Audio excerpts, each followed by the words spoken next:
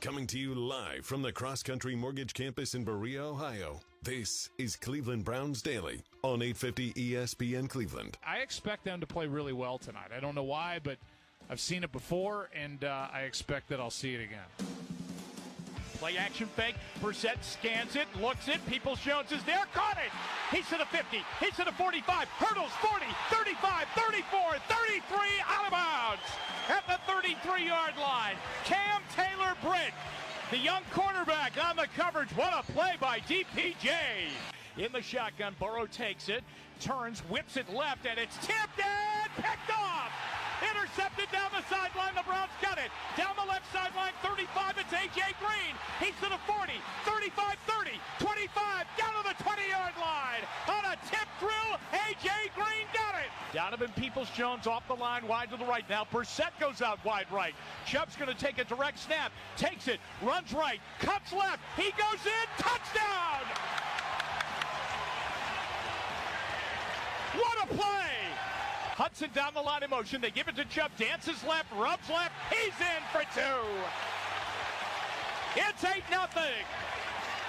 James Hudson is doing a gazelle flop over to the sideline. He looks like he's skating for gold in the Olympic figure skating. Mixon in the backfield with Burrow, and Burrow play action fake. Here comes the pressure. They got him. Isaiah Thomas got him back at the 34-yard line. How about that? What a sack by the rookie Thomas. Brissett play action fake. He drifts back. He's up in the pocket. He rolls left to the pylon, dives, touchdown! Jacoby Brissett. He took the long way home. Brissett's got it. Back to pass. Stepping. Gonna go long. Cooper's out there. He caught it at the 15-yard line. He gets up because he's not touched. He's running to the 5. He goes in the end zone, and they're gonna blow it dead. They're gonna bring him back.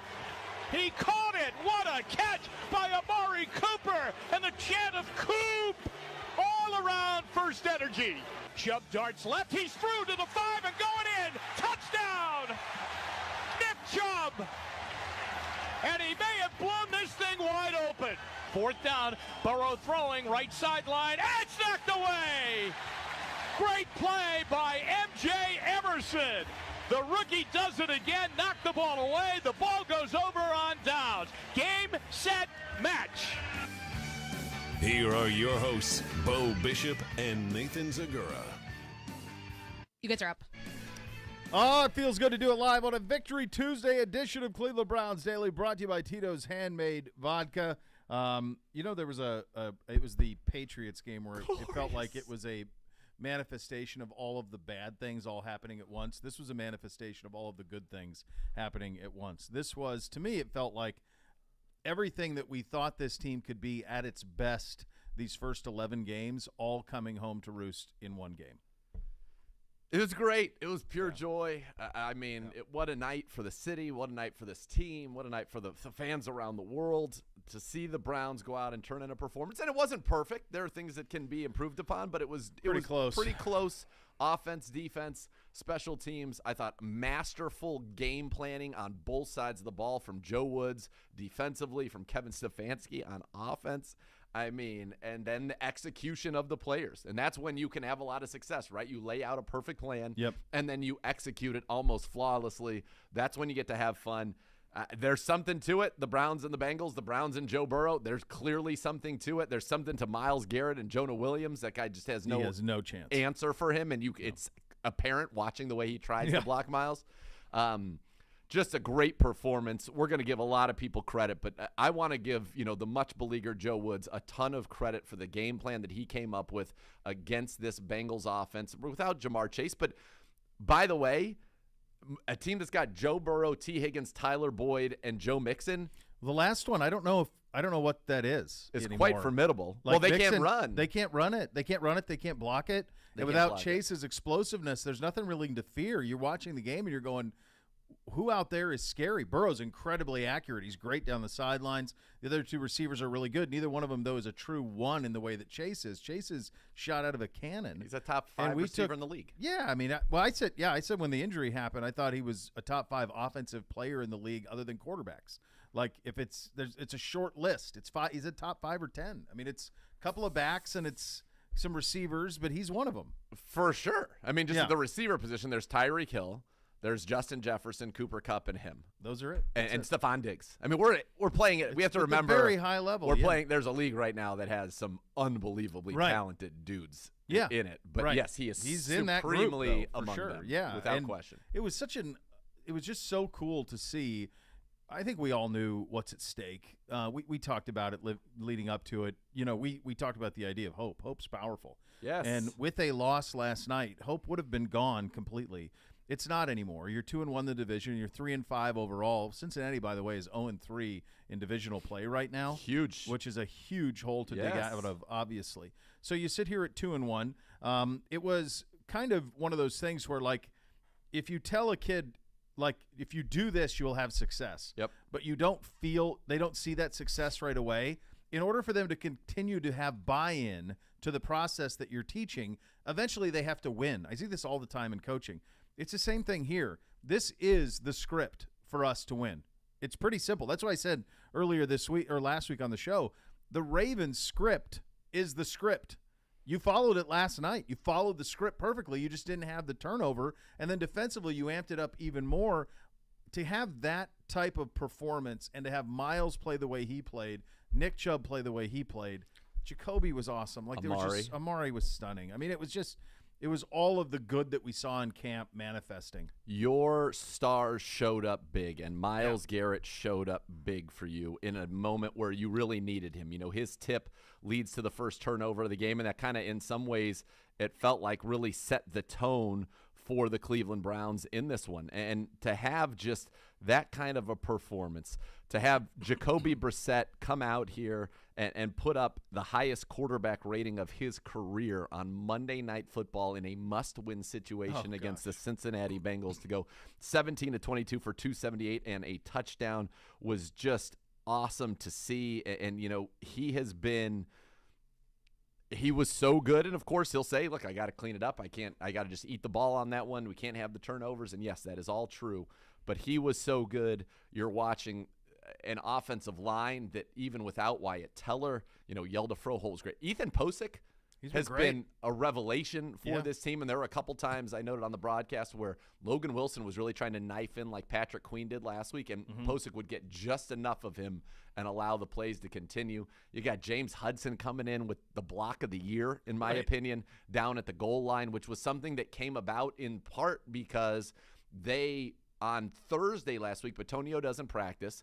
Dunn has to play left guard, and so Hudson was being done as the extra offensive lineman, and they watched the way that he pulled in his movement. They said, wait a second, there's something here. Yeah. And then you get that on the goal line, and he just annihilated Akeem Gaither Davis, and just sprints off. He's flying around on the field. It was great to watch. It was a party, and it was such a relief and a release, I think, for this team and for the fans in the city.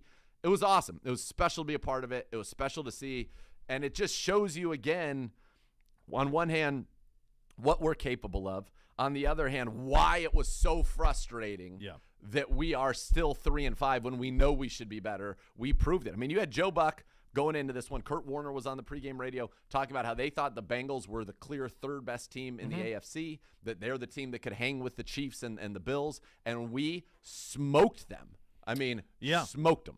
Yeah, it was. And it was it's you hate to look back, but when you have a win like this and you play the way that you do, you can't help but go, God, it's just one.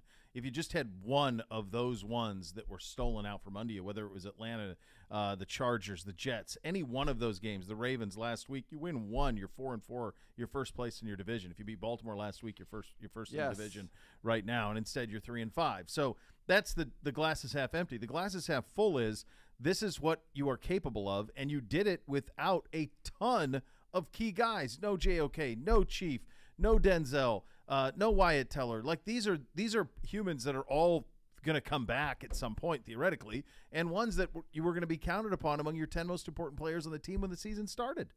Let me tell you something right now, brother. Your secondary, okay? Greg Newsome went out there before the game. I was there 3 hours before kick. The only person out on the field is Greg Newsome with the trainers and Jeff Howard and Brand Lynch. Goes through his pregame thing. Yes, he's good. He's going to play. He's in a lot of discomfort with that oblique, but he's going to play. We don't know how much he's going to play. Yep. Maybe he will, he'll kind of rotate in and out as he can go. He went out there, and I'm pretty sure, as I'm trying to look for the snap counts, but I'm pretty sure he played every single snap on defense for us. And if it wasn't every single snap, do we have a snap count? It was darn near close. I was looking forward to it. I don't think we have one. I can hold on. I'll pull it up on my on the Pro Football Focus. But anyway, he goes out and he competes at a level. They don't even target him. He's getting the point now. This is a couple games in a row where it's like, yeah, Greg Newsome, cool. We're not even throwing in your direction. And they did not. The one completion that happened in his area was in a zone coverage and was just a little 7-yard pass, I think, to Hayden Hurst. They don't even throw it really in his direction anymore. Yeah, so he played 42 out of 43 snaps. MJ Emerson, who continues to impress, multiple pass breakups, great open field tackling. He had the two PBUs. I said he played 42 snaps. How about Sione Takitaki? I mean, leads your team 13 tackles. He's out there running around, getting sacks, forcing fumbles. He was around the ball tackling constantly. Yes, not a single missed tackle on his 13 tackles. He had one of the highest grades in the league this week. Deion Jones made some big plays. He got a sack. Greedy Williams fights through illness, plays well, and A.J. Green steps up as he always does. He always steps up. He is a player in this league, dude. He is a player. He could start for any team he's in the league. He's really impressive when he gets in there. And yeah, I mean, you're right. It is. And you do this, and this Bengals team was high flying. They'd won 2 games in a row. The praise of them, I think, from most people's view, was that their offense, it was viewed through the prism of their offense and how dangerous it could be. This isn't false bravado. They were top 10 in the league in both offense and defense. Yes. If you are a team that's top 10 in the league in offense and defense, you can win the Super Bowl. They played in the Super Bowl last year. Yes. This isn't some fraudulent team. They're without a really, really big weapon, but a lot of teams play without weapons and are still able to get it done. And it's not just that you won, it's that you dominated. So this is a blueprint now that you can follow here as this goes along. There's a couple of things that I think that had to be in the back of our guys' heads. Number one, the trade deadline is today. It's in a little less than 3 hours at 4 o'clock. A lot of rumors about our guys have been out there. So you played with that in the back of your head. You also played in the back of your head of you're headed into a bye week. And what kind of mood do you want to be in while you have this time away? It. Yes, needed it. You needed this one in a lot of ways, let alone what we talked about earlier, just this notion of hope and being able to sell that. Being 3-5 and being 2-1 in the division and having 3 more games before Deshaun Watson gets back, they're tricky, obviously, Miami, Buffalo, and Tampa Bay.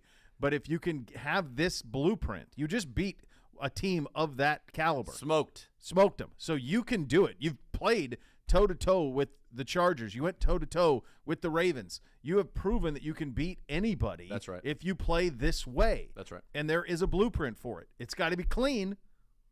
That's why we complain so much and we're so heartbroken on the margin for error. We don't have a big margin for error. But when we play this way, you can beat anybody.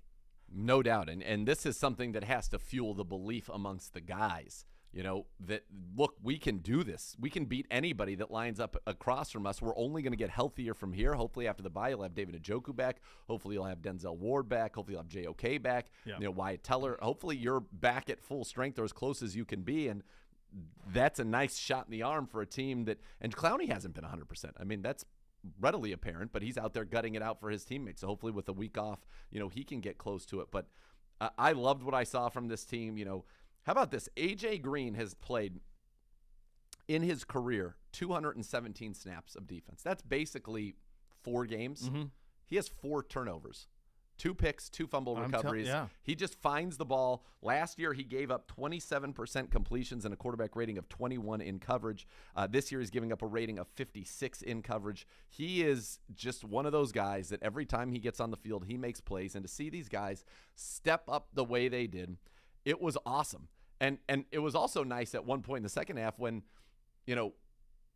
we knew they could not stop us. They Yeah. hadn't allowed a second-half touchdown all year. We scored on our first 3 possessions of the second half, all 3 touchdowns. They had no answer for Amari Cooper. They were without both of their starting corners at that point, and it was just obvious. There was one play when we threw the touchdown to Cooper at the 4. I said, Jim, I don't typically advocate for us throwing the football from the 4-yard line, but I said if they're going to put Trey Flowers on Amari Cooper man-to-man again, he will get open. Just throw the ball, next play, boom, double move him, touchdown. It was awesome. We looked like the big brother of a team that everybody in the league would have considered to be significantly better than us going into that game, especially without the principal players that you mentioned. We have only so many Pro Bowlers on our roster, and you were without 2 of them. JOK, has been up and down, but trending up certainly. And then David Njoku's on his way to a Pro Bowl this year, the way that he has been playing. Yeah, it was nice. I'm thrilled for everybody in that locker room. I'm thrilled for all of you who were there. Those of you who watched, those of you that listened. I'm thrilled for us. It's a much better. Oh my God, much better show. So much more fun. It would have been brutal the other way. Oh, so now you get a little pure joy. Pit of despair. Yeah, I love it, and I love the idea of hope and what is still out there, because otherwise this would have had a very different tone. Rebellions are built on hope, Star Wars. That's right. How did you consume the game? So it actually worked out perfectly. As you know, I don't like Monday night. I don't like Sunday night. I can do okay when our teams play on Thursday night, in that it's just a Friday, but I do not like staying up and having to be accountable all the way for a Monday night. So I don't like it traditionally. Okay. But the way that the trick-or-treating worked, I was wrapped and done by 8 and back at the house watching. Now, you had standard, listen to the pregame with you guys, of course. Then you get into the game, and I'm watching on primary view. I forgot until halftime, which was great. Buck and Aikman are awesome. I had forgotten until halftime because they promoted in their halftime that the Manning Cast thing was going on. Oh, yeah. So I had forgot that those guys were doing it. So, it's basically what happened. As soon as I got home, I put it on, I think on my cable, ESPN's 1301. Sure. So I hit 1301, and that was it. I stayed there, and that was it. The boys were sorting through candy, and everything was a winner. So we get to it gets to halftime, and they promote that the Manning Cast is on, and then I found the Manning Cast in the second half. And it was comfortable for us at half, and I felt very good about the way the game was going, that it was going to be a positive outcome for us, and you and I were texting. So in the second half, I watched primarily Manning Cast view of it. So that was something where I stand by what I've said before, though. I think if it's a game where you heavily invested, they don't really pay attention to the game. They have conversations around it, especially when they have a guest. Yeah. If it's the 2 of them, then it's you're all getting the game. All game. But if they have a guest, then they want to do the bits. Eli's big on the bits. He wants to go back and tell me about, hey, Brad Paisley, why don't you teach Peyton how to sing, like that type of stuff. Yeah. Like, no, we so don't need it's any of hard that. on that. But one thing that is for sure is Peyton Manning, big Nick Chubb guy. Big Nick Chubb. Like, the more Nick Chubb, just what are we doing? Nick Chubb. Like, that's the whole What operation. did he think of what we were doing schematically? Was he pleased with He was our not scheme? pleased with the reverse pass. Well, They weren't crazy about that, as you can imagine. Well, the idea of it was fine. Michael Woods was 20 yards behind. He was 20 yards behind. Von Bell. He looked good, by the way. He runs around very well. yeah. He looks very good on the I field. like him, I yeah. agree. The execution of it wasn't great. And Amari has admitted that he was trying to throw the ball out of bounds. Yeah. And didn't Well, realize he got how hard it was pressure to do. right up. And Wilson so, shot the gap. It was a good job. Yeah, by Logan they Wilson. did. Like he if that pressure's not there, he's probably got it, and it's probably a walk-in score. It was interesting. Eli has a very good handle. I don't know where he ever played in a scheme similar, who he would have had that was similar, or maybe it was just common. But like a lot of times when they would call out when we would motion somebody, they'd go, "Here comes the trap play for Chubb." Like they would say that. And every time that's how it would work. Like they either had us really well scouted, or he's played in a similar system at some point. I wasn't sure. Well, he knows when we're running the pin pulls, Very the good. motion down from the receiver is the one who sets the edge, and then you pin around it. But what we did off of that sometimes as well is we would do that kind of what I call short motion, and then you play fake off of that, and he's able to slide across, and it's a nice, easy completion for the quarterback. And Jacoby can sling the awesome. ball, man. Well, it's one of those things too. Like He's playing the best football of his career. It's no secret, and yeah, and it's he's really accurate. He's really smart. He's got a great deal of confidence and moxie. Yes. They had a lot of fun when he was trying to draw Logan Wilson offsides and said almost got you 55.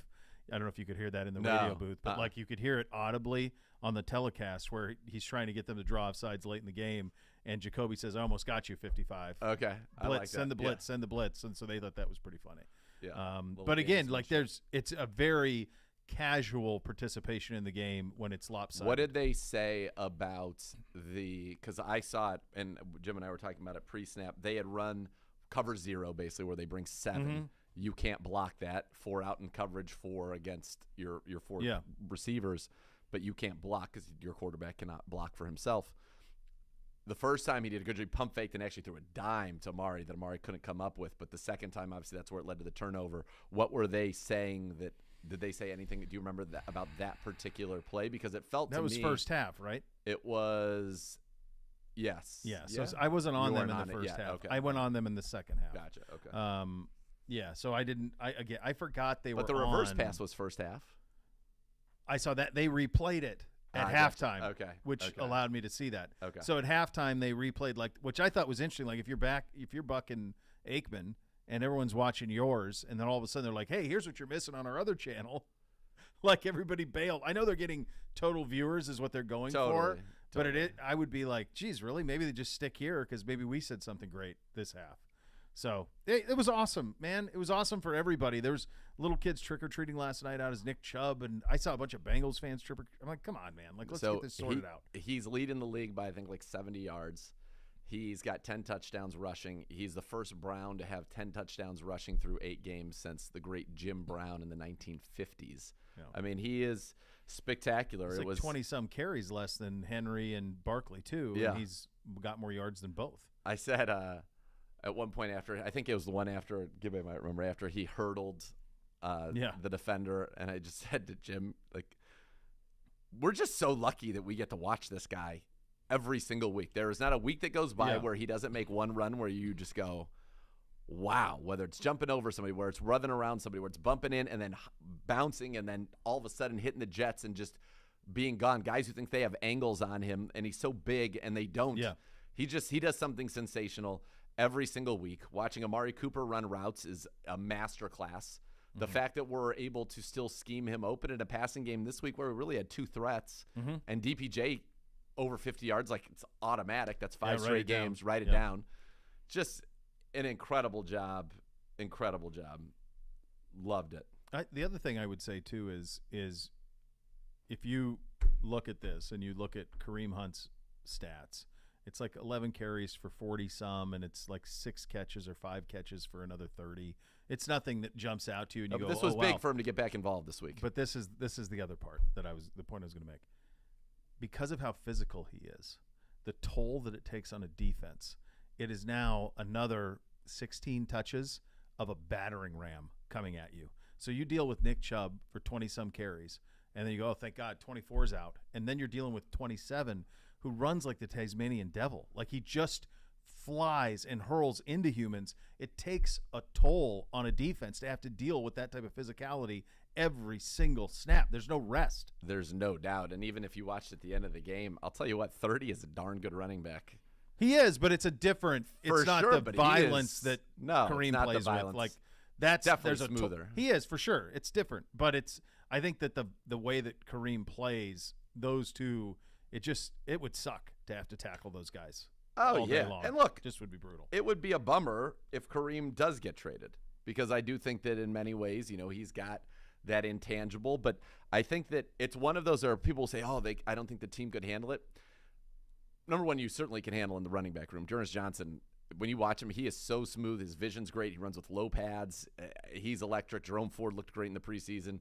But I do think that there's a portion of this locker room that would be happy that Kareem got to be the guy, because he is certainly worthy of that and talented enough to do that, and it's not going to happen while Nick Chubb's here.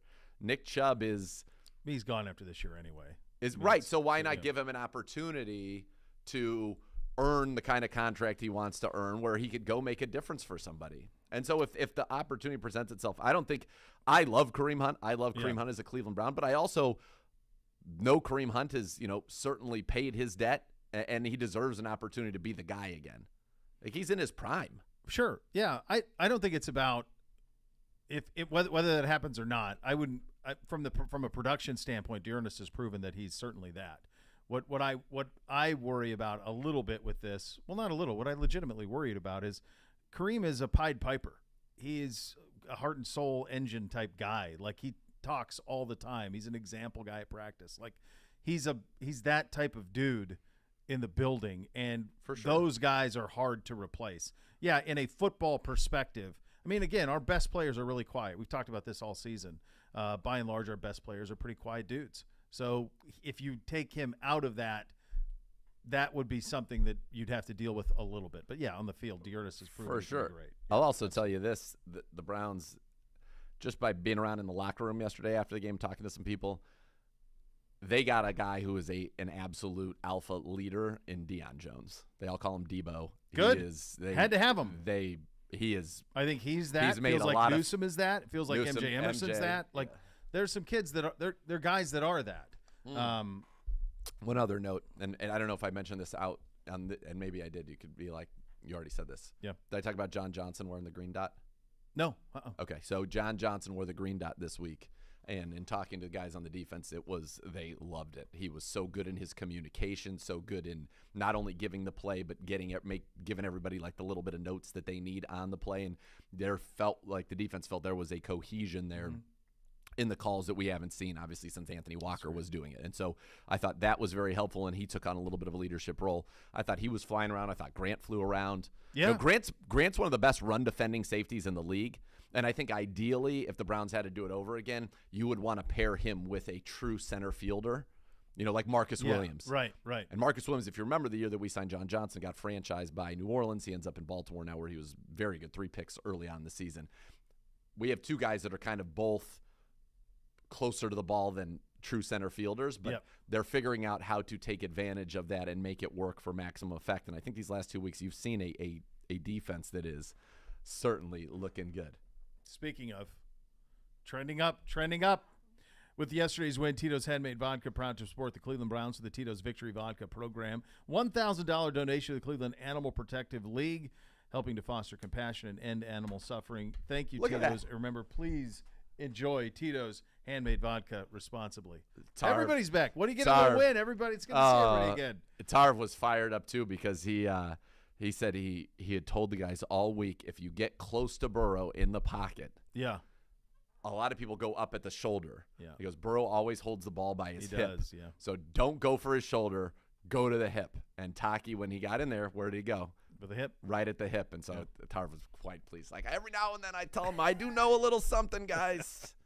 Hey, Browns fans, you can enter for a chance to win season tickets for the 2023 season from Sugardale and your local Meijer. 2 lucky fans will have a chance to compete on the field during halftime in the November 27th game for the ultimate prize. Text Browns to 55678 to enter today. The Hoff coming up next. You're listening to Cleveland Browns Daily on a Victory Tuesday edition on 850 ESPN Cleveland.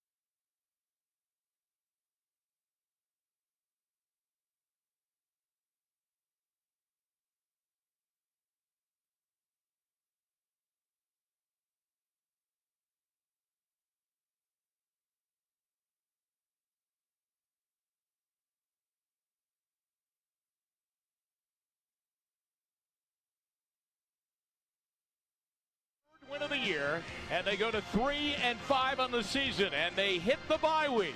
And I know the trade deadline is tomorrow, and it was so much clearer if the Browns had lost here tonight. What would happen? Is Kareem Hunt coming back? Is he going to be dealt away? What's on the table? What will the Browns do? On this night, they would win, and they would win decisively. Final score from First Energy Stadium, the Browns 32 and the Bengals 13. Cleveland Browns Daily brought to you by Ballybet. Coming soon to Ohio on 850 ESPN Cleveland. You're up.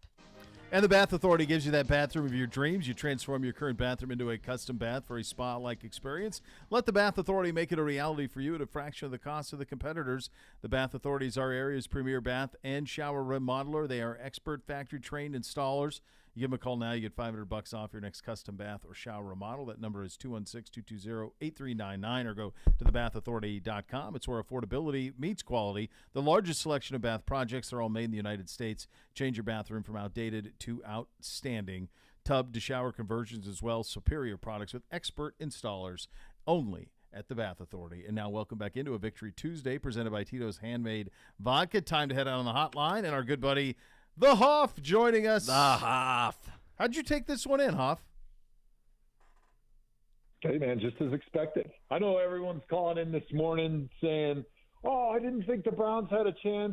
Well, I did. I knew watching this matchup that it was time for the Browns to play up to their potential and put away an opponent that they are better than. I know it's hard to imagine, but without Jamar Chase, the Browns are a better team than the Cincinnati Bengals, and I was so proud of those guys for them to be able to sort of get the monkey off their back a little bit and play their best game of the season, top to bottom. We ran the football when we needed to. Defense stepped up. We were able to rush the passer. You did all the things that we expected to be able to do going into the season. Last night, Monday Night Football, the entire nation was watching. It's got to feel good being a Browns fan to wake up this morning. It feels glorious, Hoff. And did you watch the Manning cast, or did you watch Buck and Aikman? I watched Buck and Aikman. I love watching the Manning cast, but every time I try to watch that with my wife, she's like, they're so annoying. I don't want to hear them talk. I just want to watch My wife says the same. She's not for it either. I don't own the remote. Yeah, I don't own the remote in my house, so I relegate that one to the wifey. So when you are a tackle, because I want to get your perspective on this, it was very clear to me that Jonah Williams, even in his body language, watching him, knew that he was defeated before we snapped the ball once by Myles Garrett. Number one, I know that never happened to you, but how does somebody deal with that? And it almost becomes a self-fulfilling prophecy, because he'd go, I'm going to go on the edge, and then watch this spin move, bam, sack. It was a masterclass in just one-on-one domination, and there was nowhere for him to hide. It was wild to watch. So I talked with Myles Garrett after the game, and I was just like, hey, man, your ability to time up the snap count, your get off, PFF said it's the best in the NFL by, statistical analysis this season.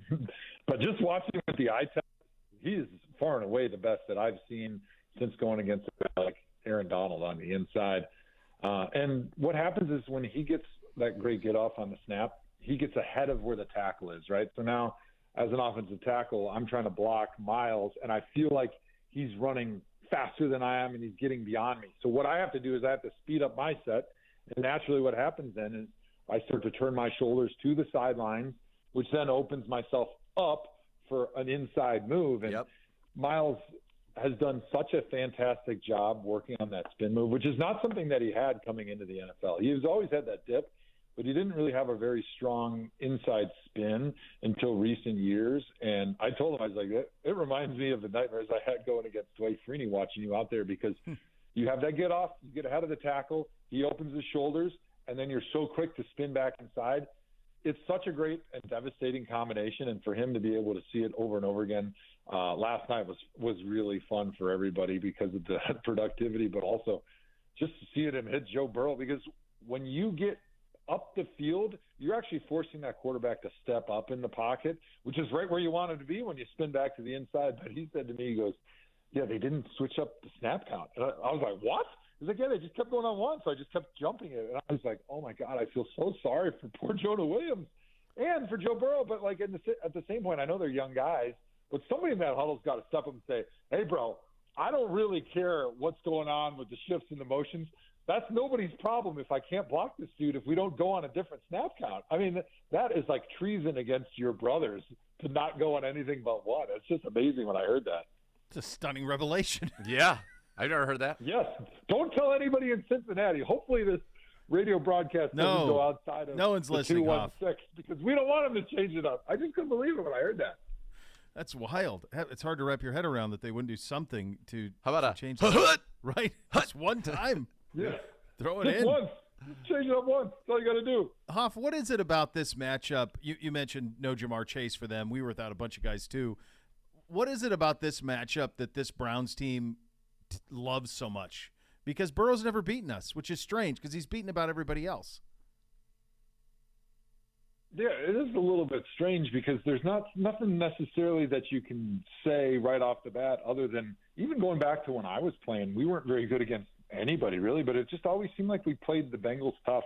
It seemed like we just had more want to, which is obviously something that's, kind of phony chalkboard talk for old school coaches. But when you turn on the film last night, when you were watching that game, the Browns players just wanted it more. And I don't know if it's just a matter of the circumstances with this potentially being Kareem Hunt's last game and the Browns feeling like the season was on the line and all of a sudden the coaching staff's feeling the heat. And I think it was a combination of a lot of things. But, when you do break down the matchup a little bit, what do the Browns do really well? They run the ball, right? They add extra linemen, especially with Njoku being out. How many times when you're in the stadium, did you hear the refs announce, number 65 reporting is eligible, because they just kept throwing big bodies and running the football. It always seems like the Bengals, even back to when I was there, like they would give up. You could really hit them in the mouth, and that's kind of been their MO for a long time. And they still don't do a very good job stopping the run. And about the only thing the defense isn't good at, also in addition to stopping the run, is they're not very good against play action. And that just happens to be what the Browns have been really good at for like the last decade. By the way, Hoff, yes, Michael Dunn was, I think, over 20 snaps in this game. He was kind of really playing tight end at times in the motions they were using him with being without David Njoku. But I want to go to the 2-point conversion. First play this year where there have been 8 offensive linemen on the field for a single snap. And I'll tell you what, I think we've uncovered something here. I think if we ever want to do some Patrick Ricard stuff with James Hudson, I'm all for it.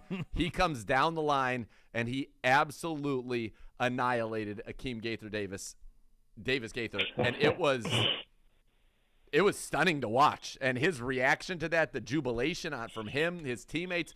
Did you ever get to go in basically a jet motion like that, Hoff, and then just plow somebody? I mean, that had to be so fun for James Hudson.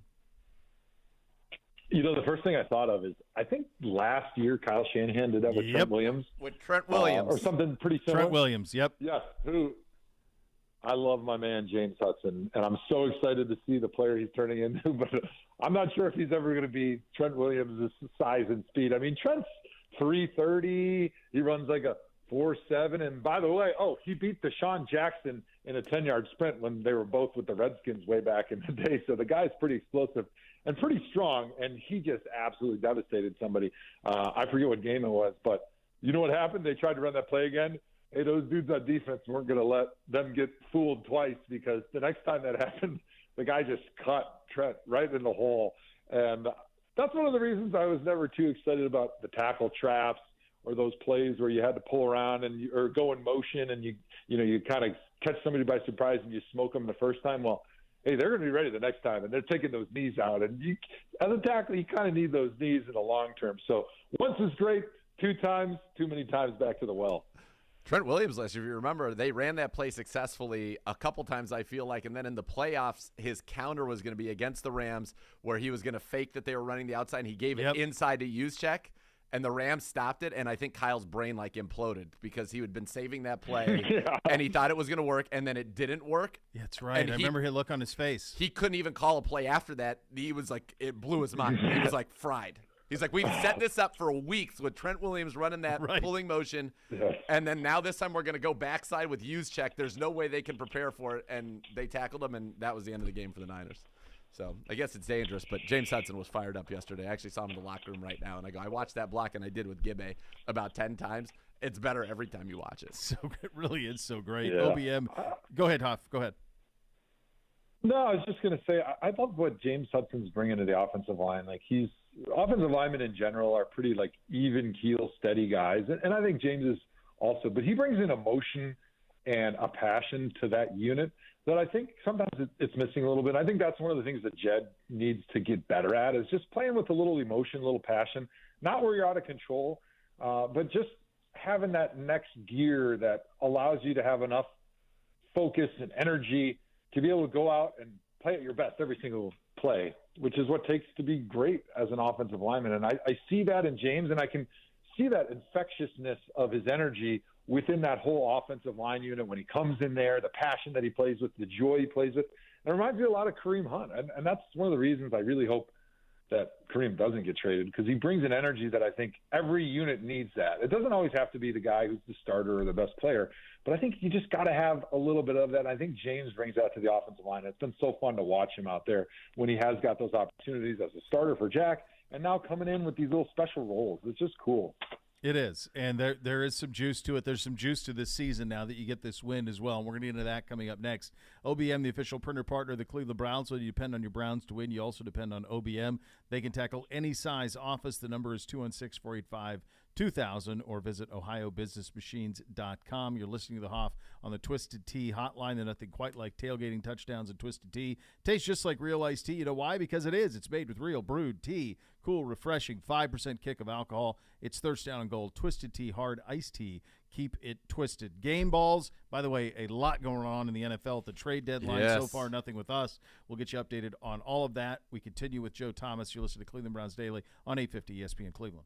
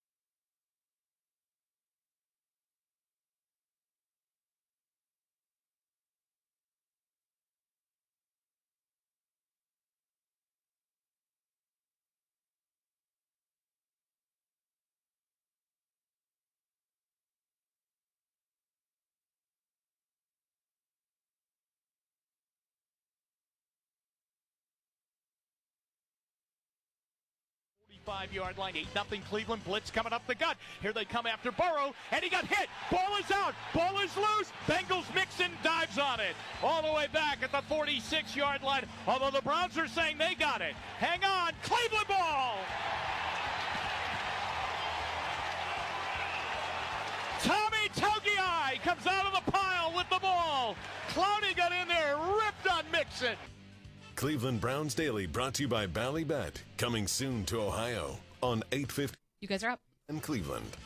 Buying or selling a home with Howard Hanna Real Estate Services, always a winning strategy. If you plan to make a move this season, they're going to have you covered at Howard Hanna. Every day is game day. Visit howardhanna.com/go Browns today. Hoff, I wanted to talk to you about the notion of hope. There was a lot in this one. Trade deadline, and there's a lot we'll get to in a second on that. A little more than 2 hours. Are you buyers? It looks like it disconnected. Are you sellers? Where are you in that side of things? The next thing that's part of this, though, too, is the hope of your season, and to be sitting there as a 2-6 football team versus a 3-5 football team. It's just one game, but it's a lot more than that. It's so much more than that, and it's a division win. It gives you an opportunity to come out of here and get on a little bit of a run, maybe, that gets you right back into the Joe's mix. on hotline now. And certainly think that you can go down to Miami and beat them. But, Hoff, what does that do for a locker room to get a win like this? Does it instill the belief that, yes, we can do this when we play the way we need to play? We can beat anybody because we just dominated a team that people think is certainly, it was in every power poll, right, one of the top 6 teams in the NFL? Yeah, it builds that confidence because I think this team and in general as elite NFL athletes, you have a lot of natural confidence. But after losing 3-4 games in a row, all of a sudden you're starting to let the doubt creep in, right? The things that the people on the outside are saying about you and about your team, you can't do this, you can't do that. While at the beginning you're totally pushing that to the side and saying there's no way I believe in myself. After a while, you start believing a little bit of it, and it starts affecting how you play and affecting what you think about yourself. But you go out on national television when it's a standalone game, Monday Night Football. That's the only game in town. There's no other college games. There's no other pro games, and this is all anybody's thinking about. And you go and play the type of game you did, and you answer the questions that have really popped up at the beginning part of this season that you didn't expect to be there, namely about the defense, right? We thought this was going to be one of the best defenses in the NFL, and they really stunk, especially at the beginning of the season. Now they've been playing better. But to go into, the fourth quarter with a shutout against the Bengals, against Joe Burrow, one of the best quarterbacks in the NFL. I know he was without Jamar Chase, but they still got a ton of weapons. I think that builds a lot of confidence in what Joe Woods is asking him to do. And I think the sense of urgency that the defense had going into this game to play up to their potential was real. And I don't think that was the sense of urgency that they had at the beginning of the season. And I think Joe Woods was putting him in the positions to succeed. But the players, I think, a little bit were maybe reading their press clippings a little bit and not putting in the level of focus that you need to be able to play at a high level and win games like they did on Monday Night Football. And so it was so good to see that the coaching points that were given during the week were taken to the field, and they were able to match what the offense did, which is play one of their best games and also play one of the best games on defense. And I think now that they see what they can be, but also what level of preparation and focus it takes to be there, I'm hoping that they can continue to roll this through the toughest stretch of their season, which is coming up right now. Hoff, I think you really hit the nail on the head there. Remember, it was a couple of weeks ago prior to the Baltimore game where the defense kind of called, some of the guys on the defense called each other out, said the preparation isn't what it needs to be. And, well, since then, we've turned in our best 2 defensive performances. And I talked with MJ Emerson today, and he told me, I said, what's the difference? What's changed? And he said the preparation. He said everybody challenged each other, watch more film. They have a session where they all come in on Fridays and try to, talk about what they've seen in their film studies from formations, from tendencies, and put it all together and get everybody discussing it. And sometimes I think we talked about you don't understand that it's the lifestyle it needs to be fully to be great until you're underachieving significantly and drawing everybody's ire. But it sounds like that message has been heard and they're challenging each other. MJ Emerson said, I'm trying to make sure every day I watch more film than the day before, and that's kind of his approach to it. So hopefully that is a good thing. Yeah, I think the conversation we were having about James Hudson and Kareem Hunt kind of being the Energizer bunny, the tone setters in their room, even though maybe they weren't the number one guy or the star in that room. I feel like MJ, and maybe I want to hear your guys' perspective. Nathan, I know you've been on him for a long time, but I feel like he's that guy almost in the defensive secondary where, he's young, he's going to make some mistakes, but everything he's going to do, if it's a mistake, it's done 100 miles an hour. He's that physical corner. He's up in your face. He enjoys when the other team tries to challenge him. It brings out the best in him. And I definitely see him kind of developing into one of those leaders in the secondary. And I think, he certainly has already proven to be a steal in the third round, but it's fun watching how his impact as an emotional leader is being felt on that defensive side of the football. It's him and it's Greg Newsome. And I'd say even Greg Newsome, maybe even above MJ in terms of his leadership. And because he's a little more vocal, I think, at this point right now than an MJ Emerson. But, Greg yesterday, and this is the kind of stuff that, people don't notice, so I'll bring light to it. I was saying earlier on the show, I was there 3 hours before. He's working out with the trainers. He's got an oblique injury that was aggravated in practice. He was in a lot of pain. They didn't know how much he was going to play.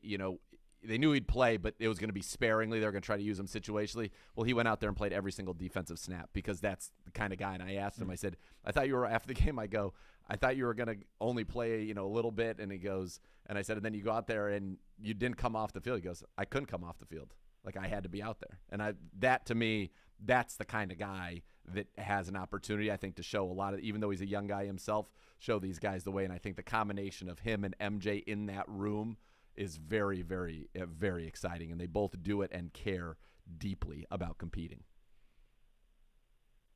Look, this is, Hoff, you go back to a couple of weeks ago when John Johnson and you think about Bitonio. Yeah. This is that manifesting. And that's why I thought that this win was so important, right? Because there's some habits that had changed. This was a clean game out of us, something that we hadn't played previous to that. So it was really critical that you get a result. Yep. It's just like with anything. If you do all these right things, you make these improvements, you have to see results in it. Otherwise, you question everything. So to me, this was as disappointing or as brutal as like the Patriots loss was. This was that the other way for me, Hoff. Yeah, I agree, because the one win in the win column, that's huge, obviously, because of the division race and where you want to put yourself within the next 3 weeks when Deshaun comes back for that Houston game.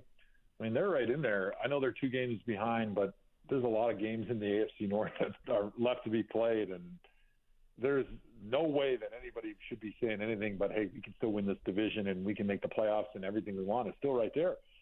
And so I think for this game, though, like I mentioned, it's more than just the one win because of the changes that have happened in that building from the preparation and focus standpoint in the last couple of weeks, to be able to see the stark difference of, hey, when we let this become who we are in our preparation and our focus and the only thing that matters in our life, this is the result we get.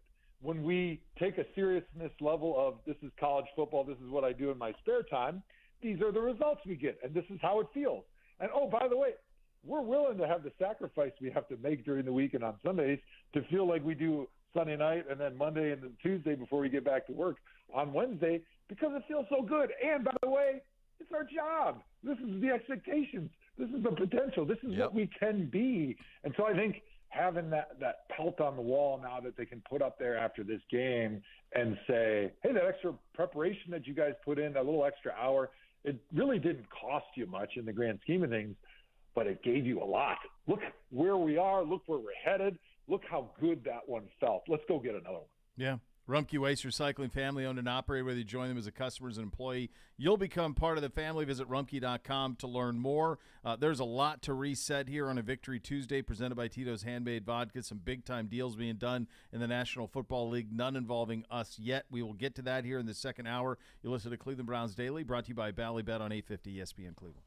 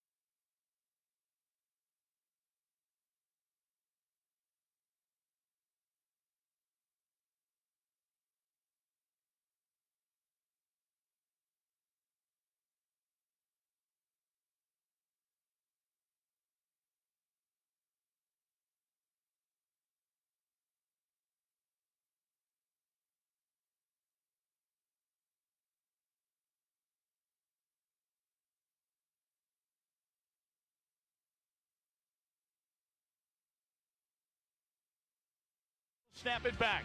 It is back. Bajorquez puts it down. York into it. End over end. That kick is up. And the kick is good. He got it.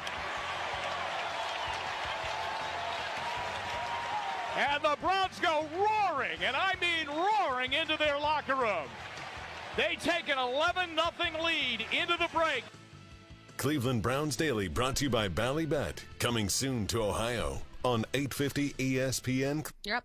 Bo here for my friends at Renew Home Exteriors. Upgrade the look and value of your home with new siding from Renew Home Exteriors, ranging in every architectural style. Over 50 colors. Save thousands this month during Renew Home Exteriors end-of-the-year siding sale. 24 months, no payments, no interest. Take advantage of end-of-the-year deals before January 1 price hikes. Beautify your home with premium siding and roofing products at lower prices. With Renew Home Exteriors, visit RenewEstimate.com. We continue with the Hoff here on Cleveland Browns Daily on a Victory Tuesday edition of the program. Hey, let's get everybody updated on what's happened today in the NFL from a trade standpoint, because there's been a lot. Yeah.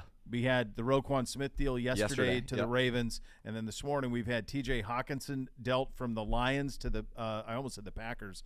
That would actually make probably some sense. Instead, it goes to Minnesota, so they look loaded for bear that they're adding to that. And then we did have one in the division today as Chase Claypool here in the last hour is traded for a second-round pick to Chicago. And it's the Bears' second-round pick. Correct. It is not the pick they just got from the Ravens, so this will be likely a decent high first-round pick that will go to Chicago from Pittsburgh. Hoff, when you hear – first of all, there's a lot happening. We've already had McCaffrey. We've had Robert Quinn. We've had a ton of deals, and it sounds like there could be even more. I love this. What do you make of some of these deals that have taken place already around the league? Well, I think it's good. It is a big reflection of kind of what people think about the NFL today. It's a barbell league, and what I mean by that is if you have a quarterback and you've got a good team put together, you should put your resources in that basket because you can win a championship. And if you don't, you better be saving your resources for the future, because being 8-9 and 7-10, all that does is just make you stuck in purgatory forever, because when you're not good enough at quarterback to be able to go win a championship, you might as well be bad enough to go find one in the draft, because if you're drafted in the middle or in the first round, you're going to be toast, and you'll never be able to get out of that purgatory of being in the middle. And so I like these teams that realize, hey, we got a chance. Let's make a run. Let's go find the players, trade away those future draft picks, and let's go do it. And if you're a team like the Bears and you're saying, look, we're not going to be able to do it for a couple of years, hey, let's trade some of these assets we have, try to get some draft picks, and try to win in the future rather than just trying to win enough to save the quarterback or save the head coach and the coordinator's jobs, which that's what the NFL was for a long time when I got there. It was like, hey, we just got to get to 500. We can save the job. We can put asses in seats, and, everyone's happy. But I think it's good that fans are not happy anymore. They're not satisfied with 500. They want to win championships, so that's great. I think that just ups the competitiveness and the interest in every single game.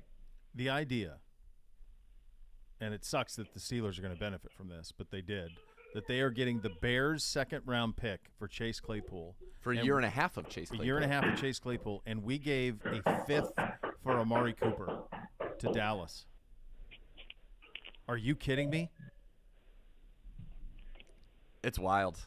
And, Hoff, I mean, another masterclass last night. I was just saying repeatedly, once they lost Chidobe Awuzie, Trey Flowers, Dax Hill, they were just no match. It almost was unfair. It was like Madden. You had a one-on-one where your guy was a 99 and the corner you were playing was a 62, and you were just going to do whatever you wanted, and that's what happened. Again, he has been just sensational. He scored, by the way, in all 5 games at First Energy Stadium and in 8 straight home games dating back to his time with Dallas. So Amari Cooper loves the home cooking. We got to figure out a way to trick him on the road into thinking he's going to First Energy Stadium somehow. By the way, everything I just said about the Bears made sense with the Roquan Smith trade until you mentioned that they just traded for Chase Claypool. That makes no sense to me, especially the compensation. I was not up to speed coming into the show that Chase Claypool just got traded for a second-round pick, and he's only got a year and a half. What does that do? Yes, that and an early second-round pick, Hoff. Like, Pittsburgh benefits tremendously here. They get rid of the knucklehead. 34. Oh, my God. It's going to be a great pick. And then my guess is from Chicago's perspective, they're like, we have to give him something to throw to, because he's looked good the last couple of weeks. He looks like the best quarterback in the class right now, and he's got nothing. So maybe and this will be the best quarterback that that he's played with too, from Claypool's standpoint. Ben was so wounded, so maybe there's that. But it's I got to imagine where you are. People are going, are we going to do anything here to Packers or not? What is there? Nothing. They're just going to sit back on this. There's so much frustration, and I almost feel like it's moved into the apathy world because the Packers have just been so inept at bringing in receivers for so long and making moves that you would assume you want to do when you have one of the best quarterbacks of all time, that I think people are just reserved. I can't think of the word, but reserved to resign. That's the one. Resign. I resign. Big B. They resigned to the fact that the Packers just aren't going to make any moves, and they're just happy being mediocre. And it's a frustration for me. I'm not even a Packer fan anymore, but I'm like, dude, I want to see Aaron Rodgers have a chance to be at his best and do fabulous things in the last couple of years of his career rather than thrown to a bunch of no-name bums that they've just drafted and that they can't run the right routes, that Aaron Rodgers is saying we need to bench these guys and put somebody else in there. I just don't understand why they wouldn't make an effort. They paid Aaron Rodgers in the offseason, so let's make an effort to give him a few receivers that give us an opportunity to go be great. I think what people are realizing that when the Vikings traded Stephon Diggs and then drafted Justin Jefferson, that's a lot easier said than done. That's a unicorn. That was a one of one that you traded a superstar and drafted a superstar immediately. Come on, that doesn't happen. But I think the Packers thought, okay, we're going to replace Devontae Adams in this draft. We got Aaron Rodgers. Plenty of He's going to receivers. make everybody better. I think that the Titans thought, sure, we'll let A.J. Brown go. We're just going to draft Treylon Burks. Has Treylon Burks caught a pass? I don't know anything that he's – now they're winning, but not certainly – I know he was hurt, but I don't – They haven't done – nothing. Not with him. It just isn't that easy to just go out and to replace these guys that are truly game changers. And I think that they overestimated that. I also think ayahuasca, and I also think that Aaron Rodgers and are people saying this at all in Wisconsin? It just feels like when I watch him, he's kind of being like, to heck with it. You're going to make me play these guys. I'm just going to check the ball down. I don't really care. I'm bored. You bore me. Yeah, you're right. I think one of the things that we hear people talking about is that Aaron Rodgers is worried about protecting his completion percentage and his touchdown-interception ratio, because I think it's one of the best all time. And so he's worried about throwing picks. And so he's like, well, if you don't give me the receivers, then I'm just going to check it down, just keep completing these 3, 4, 5-yard passes. I don't really care if we win or not, but I'm not putting my statistical history, my Hall of Fame resume on the line for this team, which, man, talk about a bad leader. Talk about somebody that you don't want in your role as the most important person in your franchise, who basically just said, hey, I give up on all you guys, and I'm just going to protect me moving forward. So that's the whole thing is, and I think what's happened in the league, there's a couple things. Hoff brings up the great point of, I think fans, front offices, everybody, they're more open to, it's the Ricky Bobby. If you ain't first, you're last. Yep. There used to be this time where there was constantly this worry of trying to, hey, let's make the playoffs. Well, nobody wants to do that anymore. They want to win the Super Bowl. So you see a team like Minnesota, and you say, you know what? If we get Cousins enough weapons in an NFC that is wide open, yep. I mean, Philly has played nobody. They're really good. I don't want to take anything away from them. They've played absolutely nobody so far in the schedule. They don't play anybody for the next 4 weeks either. They're very likely going to be 11-0. You saw what the 49ers did with McCaffrey. There are teams looking around the NFC going, hey, we might be a player or two away. And I think that's what's leading this. I think you're seeing a team like Baltimore with Roquan Smith saying, hey, we've got Lamar under deal right now. The Bills and the Chiefs are there. We got to load it up. What do we need to beat these teams? And you're seeing it, and you're seeing people more open to do it. I love it, Hoff. I absolutely love it. I think it's exciting. I think the next couple hours are going to be really fun. I hope so. I think it's amazing. It's great for the sport. It gets us as fans to be locked in and glued in on a Tuesday afternoon. And it's the way it should be. Like, the expectations for a team shouldn't be just to be average or just be good enough to sell tickets and keep people interested. Like, we're fans. We want to win a championship. I'm not happy with being 8-9 or 9-8 or just making the playoffs. Trust me, it's great going from where we were to winning a playoff game a couple of years ago. But you play to win the game, guys. We won a Super Bowl in Cleveland. That's why you do it. So if you can't win a Super Bowl, then trade away some dudes and find a way to win a Super Bowl next year or the following year. Sources, according to Ian Rappaport, Steelers aren't done finalizing a trade that will bring them Commanders cornerback Will Jackson III, some help for their defense. Their corners have been dreadful this year.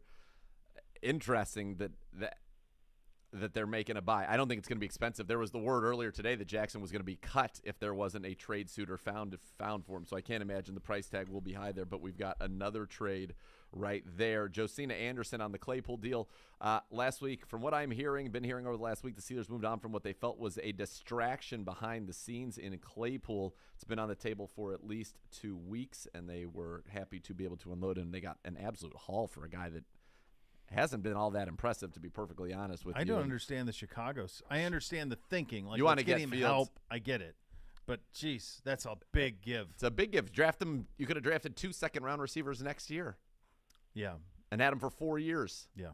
And no, it's wild. That thing to me that's crazy. I kind of like this trade deadline. Hoff, speaking of you and the trade deadline, do you recall your dalliance with that? And was that something where you had a lot of time to contemplate it, or was it something brought to you kind of in the 11th hour? Do you want to go to Denver? How did that kind of go down? And as a player, you were given the respect ultimately. You had the opportunity to say yay or nay. But how does that kind of go down from a player's perspective, and was your situation unique in that regard?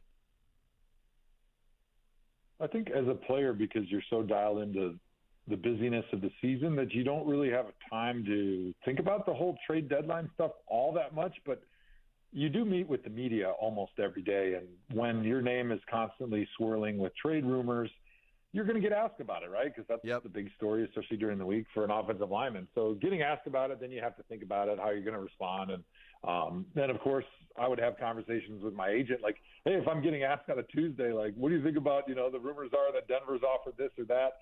And then I would ask my agent, be like, hey, can you find out, like, what the real story is? What's the real scoop? Like, is Denver really interested? What have they really offered? Like, what's going on? Should I be worried about this, or is this not going to happen? And for the most part, he did a good job of just kind of putting it off my plate and saying, hey, don't worry about it. It'll take care of itself. And if it happens, it happens. It's a great situation. It's not like they're trying to unload you to purgatory because they're pissed off at you. If anything, they're holding on to you because they love you and they don't want to give you up. And even if you poop on Ray Farmer's desk, like Peyton Manning wanted you to, they're probably not going to get rid of you because they really enjoy having you around and they want you to be part of the future. So it's good to have that feeling of another team flirting with you, especially when they are, talking about trading some significant draft capital. But I think in the end, having the trade deadline right now where it is good for the player because it is a big distraction. Like, I can't imagine for a guy like Kareem Hunt to week in and week out for the last several weeks just have that on his mind, like, where am I going to be? And for a guy like me that I was never cut or traded, and I played my whole career in Cleveland, never had to worry about any of that stuff. Like, the times that it was on my mind briefly, like, it was a lot to handle emotionally, just wondering, hey, am I going to be suiting up in a Broncos helmet next week? Am I going to have to move my whole family and my pregnant wife, like, to Denver? Do we have to buy a house? Like, all those things. When you're a single guy, it's probably not a big deal. But when you have a family and this affects all of them, like, it becomes something that weighs on you heavily, especially as the husband, the father in the house who makes a lot of those decisions typically. We are thrilled that never happened, that you only played here. But I would have also loved to have heard the stories of your big brain and Peyton Manning's big brain together, talking ball. Like, that would have been a stunning thing to hear. His approach to quarterback and your approach to tackle would have been amazing. He would have been – the Manning cast would have been Peyton, Eli, and the Hoff had you gone to Denver. I'm 100% convinced of that. I think that's probably true. Yeah. 100%. Yeah. Oh. Yeah, that part of it. I love it. Great talking to you, brother. I mean, just playing with him at the Pro Bowl. Yeah, thanks. Just playing with Peyton at the Pro Bowl was fun. Just picking his brain, hearing him talk, seeing the defense. Like, that was one of the benefits of playing with all those quarterbacks is you get to play with guys like Josh McCown and Brian Hoyer who played a lot of different places, and you can kind of pick up on what they're thinking about and how they see the defense. But Peyton's a different level. That would have been a different level of enjoyment just sitting in those meetings. So thanks for having me on, guys. Oh, the Hoff. Great Hoff. We love you, brother. The Joe Thomas Hour right here on Cleveland Browns Daily. What a treat indeed. It was like the meat between an opening segment bomb bun, and then now we're going to close it with a bun, and then the Hoff is in the middle. Juicy burger. He's all the meat. Cleveland Browns fans, skip the chore of laundry. Enjoy life, not laundry. Tide Cleaners offering 30% off dry cleaning for the month of October. Be entered to win 4 VIP Browns tickets to an upcoming home game. Just mention promo code Browns. Visit TideCleaners.com to find the closest location to you. Some exclusions may apply. Coach at the podium coming up next. You listen to Cleveland Browns Daily on 850 ESPN Cleveland.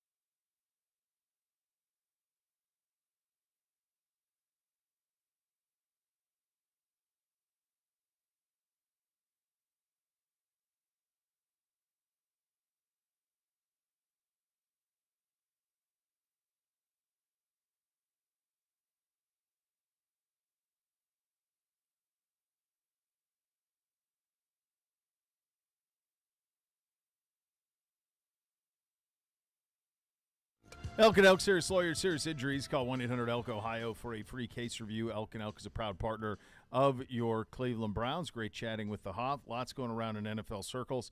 Hoff brought this up when we were discussing like the trade deadline and some of the deals that have happened. We mentioned the Hawkinson deal already happened.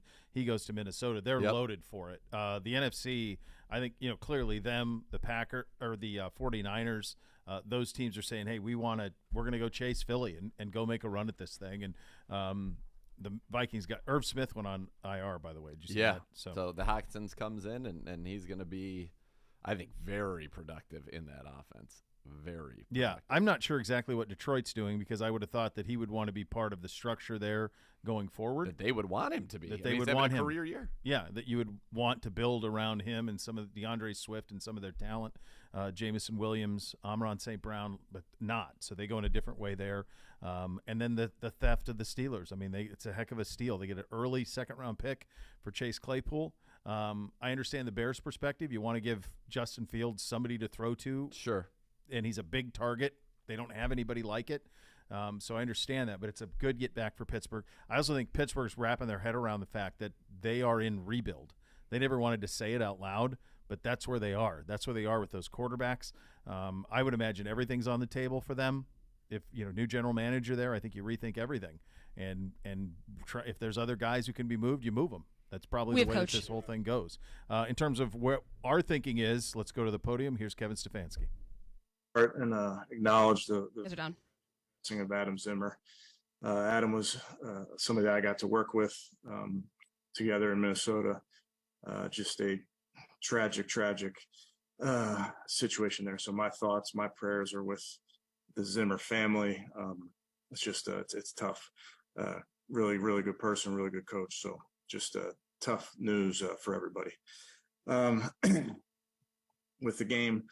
We talked about it last night, or I guess it was maybe close to this morning, but really some great efforts by the guys and emphasis on the word effort. I thought the guys were flying around, playing for each other, picking each other up off the ground, pushing each other. And it was just, it was a night where kind of offense, defense, special teams playing complementary ball at times. So never perfect, always things that I want to do better, that we want to do better. And we'll have those opportunities. So we're meeting on it right now. Players are in their meetings right now, wrapping up with their coaches, and then they'll go for the fresh, make sure that they recharge and get ready for the next week. But got to treat this bye week the right way. And that is, making sure that we're taking care of each other, taking care of our bodies, those type of things, but really have to recharge. And with that, I will take any questions. Thank you, Coach. The first one will be from Tom Withers. Thanks, Rob. Thanks, Coach. First of all, very sorry for your loss. It's terrible. Hey, as you guys try to get to the other side of hard, has been mentioned a few times, Jacoby last night was talking about the play a few weeks ago where he made the bad decision against the Chargers, and last night in a similar spot, he did the right thing, maybe other than extending the ball at the goal line. How indicative of that, Kevin, is just your team as a whole, that guys are kind of cleaning up their mistakes and learning and not making them again? Yeah, I think you're right, Tom. I think these games are one-game seasons, as you know, but you also you're trying to get better. You're making mistakes so that you can correct them and not make them the next time. And the season has its ups, has its downs. We get all that, but we are so focused on the moment. And last night I saw our team very, very focused in the moment, making sure that we're going to do anything in our power to come away with victory. And that has to be your mindset every game. And that's what the NFL requires.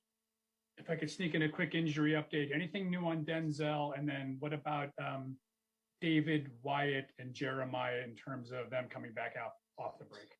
Yeah, nothing new to add with Denzel, and all those guys I would tell you are progressing. They're all heading in the right direction.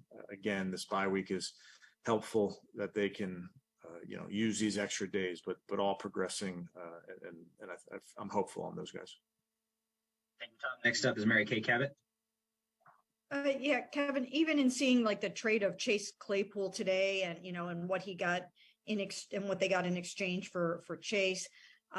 Just wanted to ask you again a little bit of a follow-up on Amari Cooper and what has he meant to you guys, and how fortunate were you to be able to land him the way that you did, and what he's been able to contribute? Yeah, I can't speak to that. I was not aware of that one, Mary Kay. I just got out of a meeting, so I'm sure you guys know what's going on around the league. But for us, Coop, he's a big part of what we do. And I think he's a big part of what we do on the field. He's a big part of who we are in this building, on the practice field. I enjoy watching Amari work. I enjoy watching him and the quarterbacks work together and rhythm up and talk about different routes. And he's a consummate professional.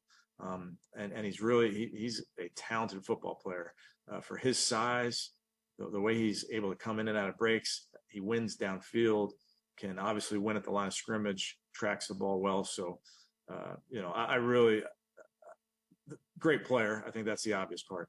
But he's a really, really, really good pro. Thank you. Thanks, Mary Kay. Let's go to Scott Patrick. Hey, Kevin, going back to Tom saying that Jacoby flashed back to that Chargers interception as he's scrambling, does it amaze you at all that would flash through his head, or that it even can when things are moving so fast during a game? No, I think we all have scars. I think we all have those flashes. It was in the same end zone, it was in the same end of the building. So I think all of us, I call plays thinking about a play from the previous week and sometimes, you got to let that stuff go, as we talk about. But all of these moments shape us, good and bad. I mean, we all take those plays with us. And how impressive has his toughness been from a resilience standpoint, but and physically? I mean, he took some hits yesterday and he keeps getting up and playing. Yeah, he took a shot to the throat there. He's a big man in the NFL. You're playing that position. You got a lot of guys closing in on you, but he and all the quarterback sneaks. I mean, those are shots on the body and those type of things. But he takes care of his body, and he's always going to give this team everything he has. Thank you, Scott. Daryl Ryder, go ahead. Yeah, Kevin, with the trade deadline about 85 minutes away or so here, are you expecting anything to happen? Are you looking or hoping that Andrew Berry does something? And does the result of last night's game change the approach or the thinking? I just got out of meetings, so I don't know. Haven't seen Andrew in the last couple hours. It doesn't change my thinking. Focused on what's in front of us. I know you guys will get a chance to talk to Andrew later in the week. I'm sure you can ask him, but for us, it's just what we focus on what we can control. And with last night's game, you talk constantly about stacking games, and the defense seems to have stacked a couple of games here going into the bye. Do you feel like that side of the ball has maybe found something similar to what they did last year down the stretch?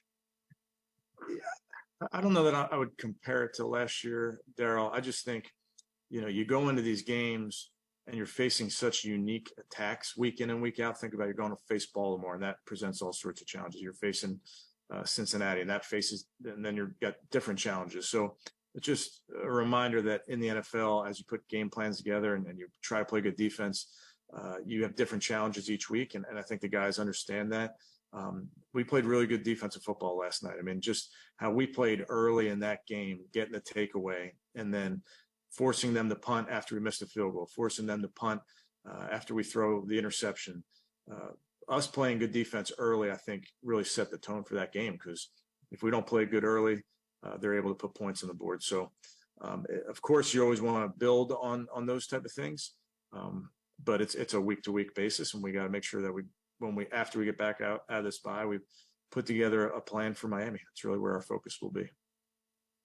Thanks, Daryl. Fred Greetham is next.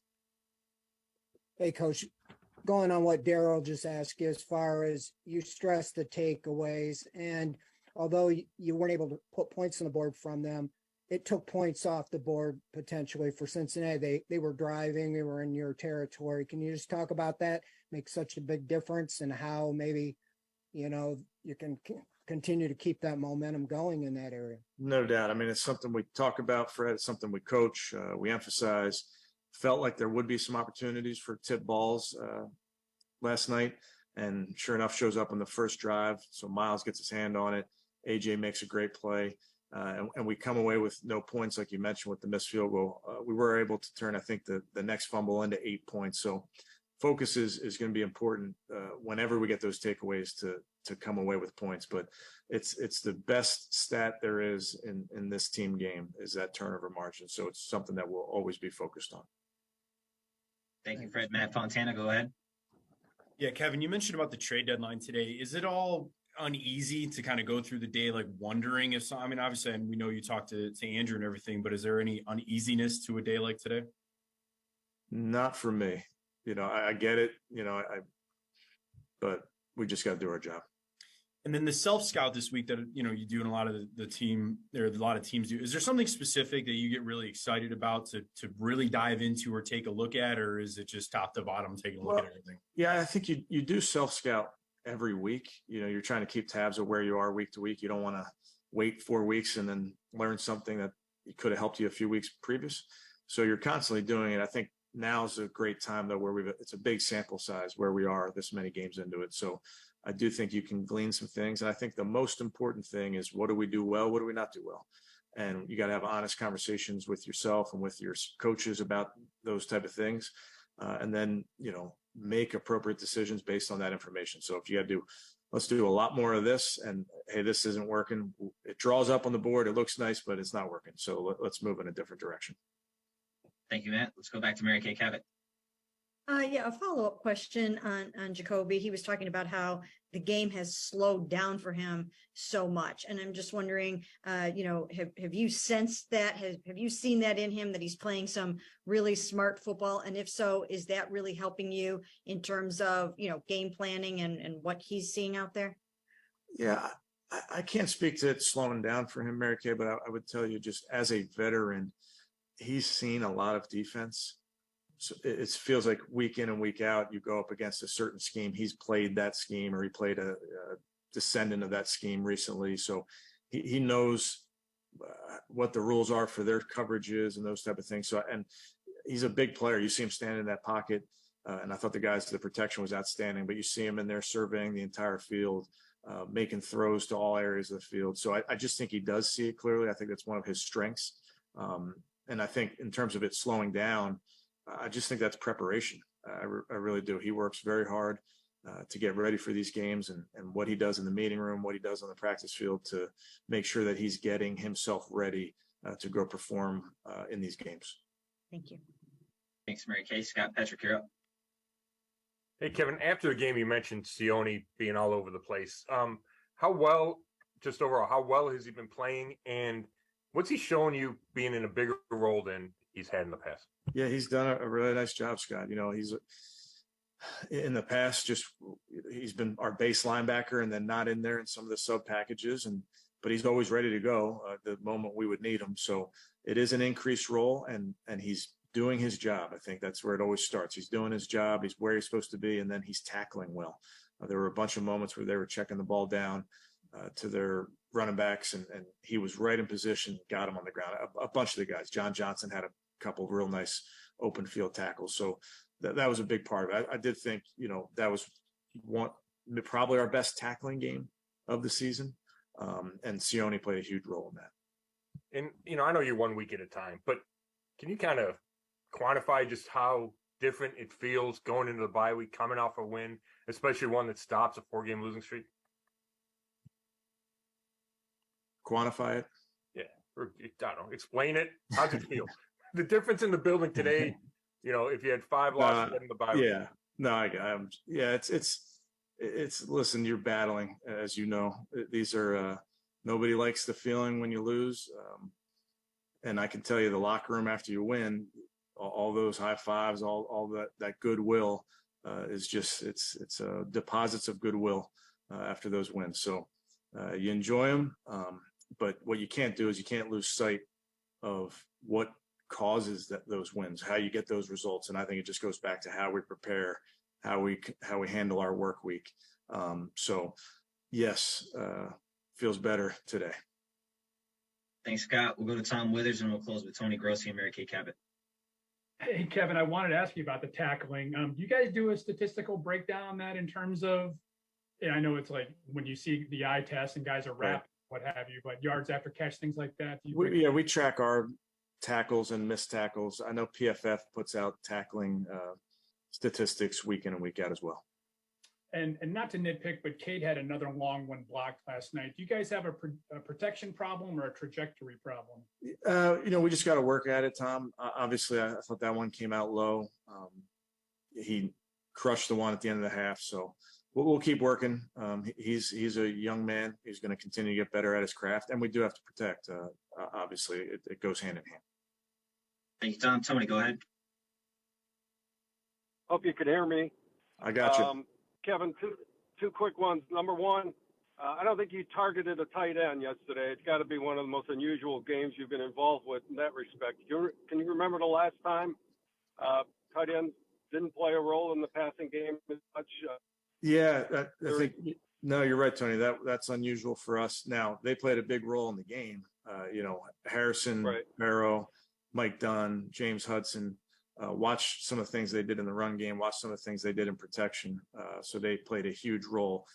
You don't go into the games thinking you're not going to target those guys in the pass game. It's just how it kind of shook out.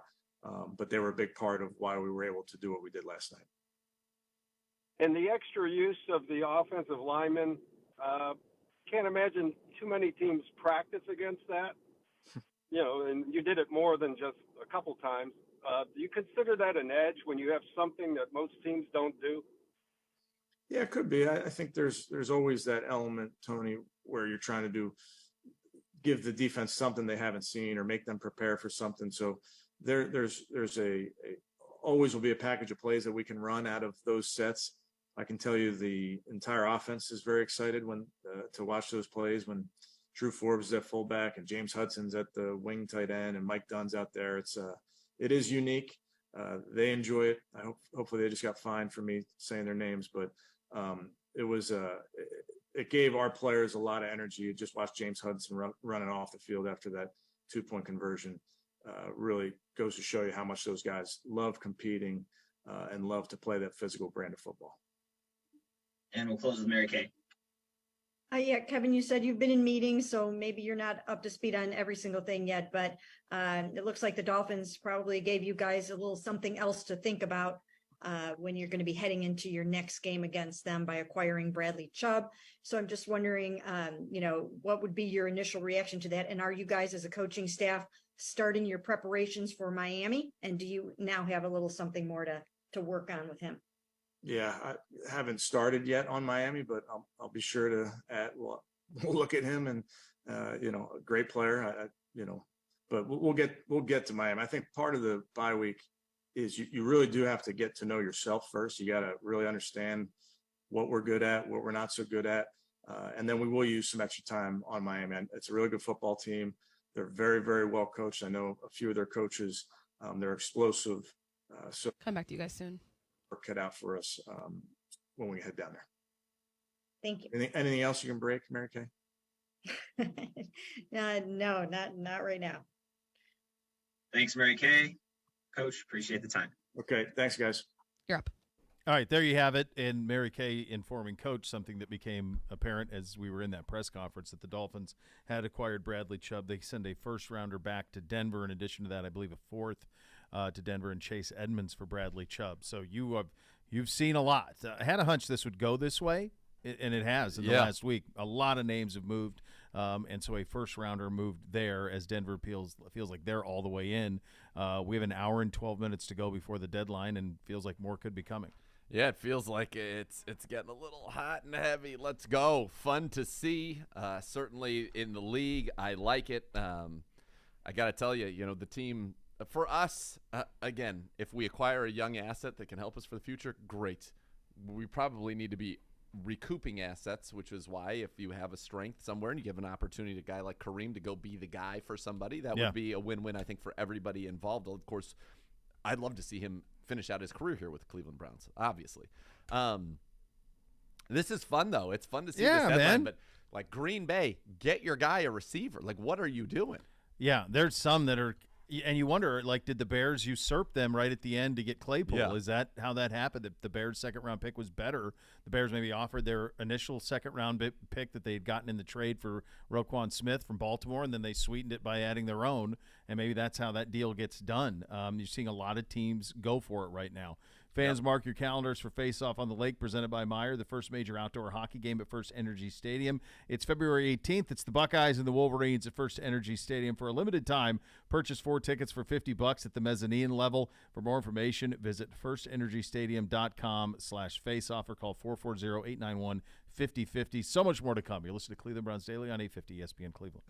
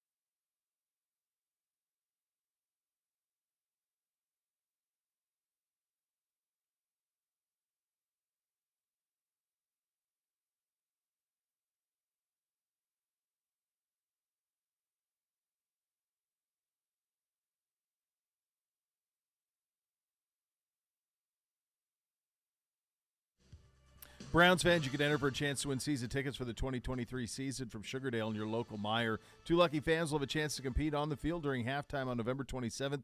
For the ultimate prize, text Browns to 55678 to enter today. You had Bradley Chubb dealt to the Miami Dolphins, TJ Hawkinson dealt to the Vikings. You had Roquan Smith to the Ravens yesterday. You had Robert Quinn to the Eagles last week. You had McCaffrey to the 49ers last week. Who's the one I'm missing? Claypool to the Bears. Everybody but Claypool to the Bears is a team feeling like they're going for it. Based on where we are now with a little over an hour to go, who got the most out of the trade deadline? That's a good question. Thank you. It's well done. Take a lap there. Are you on? I don't think you're on. Am I not? Now you are. I'm on? Go back about how great of a question it was for me. Be nice Great if you had question. lights, yeah. Great question, Bo. Phenomenal job there. I think getting Roquan Smith was excellent for the Ravens. It gives them a big force at the second level. But the team that I like the most is the Dolphins. I like what they've done on offense. And now defensively, you've got a trio of pass rushers in Agba and Jalen Phillips, and now the newly acquired Bradley Chubb. I like that a lot. I think that's great. And I think Hawkinson to the Vikings in this type of a system for Kevin O'Connell gives them another weapon. I think that is an electric move. They're good moves so far. The ones that I don't love, I don't like the Bears move getting Claypool for that second. I don't think that was a good trade at all. I think the McCaffrey one has the highest upside because I think they went from a team that, when they get healthy, they were a borderline. To me, if Debo and McCaffrey can stay healthy, and Kittle and Ayuk and all that other stuff, is it good if in his first full game he threw a touchdown, caught a touchdown, ran for a touchdown, something that hadn't happened in 17 years since LaDainian? That was one that was kind of good for both teams. Like the Panthers, it's a win for them, and for the 49ers, to me, they're right there. Deontay Foreman ran for 8,000 yards and 3 touchdowns last week. Yeah, it's absolutely wild. Going to be a fun last hour here. The Next Level will keep you posted. They're coming up next. We're back tomorrow. Cleveland Browns Daily, 850 ESPN Cleveland.